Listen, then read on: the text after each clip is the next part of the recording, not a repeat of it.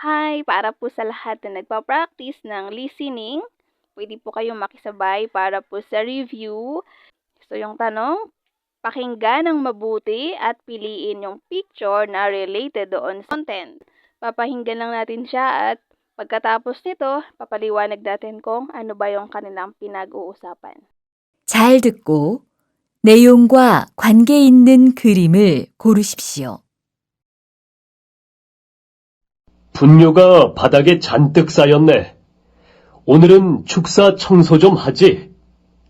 알겠습니다. 소들을 목초지로 내보내고 바로 하겠습니다.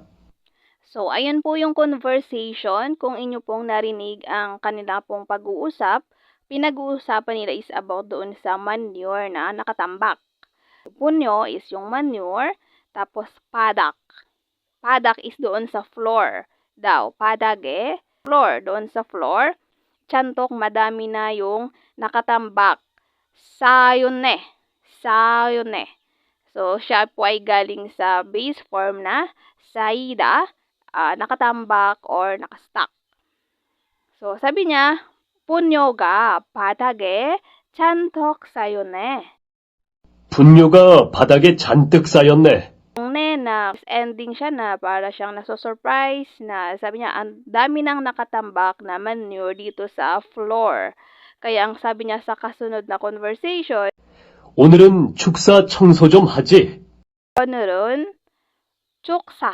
Chuksa is yung castle, yung tirahan ng mga animals, kulungan ng mga hayop na kailang inaalagaan. Chuksa, so chongso chumhaji. So, mayroon siyang command na linisin na natin yung kulungan nila today. So, linisin na natin yung kulungan nila today. Sagot ng kanyang kausap, kisumnida, okay? Pumayag siya na, okay, yes, sabi niya. Soderl, kulungan siya ng mga cow. Okay, cow. Soderl. Plural form, yung the. So, is yung cow. So, yung cows, yung madaming mga baka.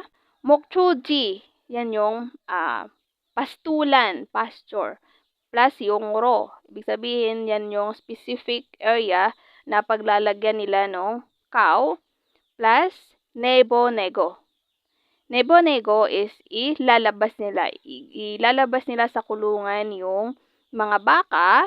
Paro is immediately hagisnida. Nebo-nego is to get out, to release. So, aalisin nila yung mga baka doon sa kulungan at dadalhin nila doon sa pasture. Mokchoji. Mokchoji is pasture. Paru hagisnida. So, agad-agad ay dadalhin nila doon sa pasture yung mga baka. So, kasi nga ang gagawin nila, maglilinis sila ng floor. So, yung number 1 na picture dyan, makikita natin na naglalagay siya or kinakarga niya yung mga kagamitan or yung mga product dyan sa company. Forklift, pwede din siya nagpo-forklift. Sa number 2 naman, siya po ay nag-fishing. Yan, sa Sam, welding naman, no? Nag-welding siya. Siyempre, yung sagot ay 4. Siya ay naglilinis ng manure.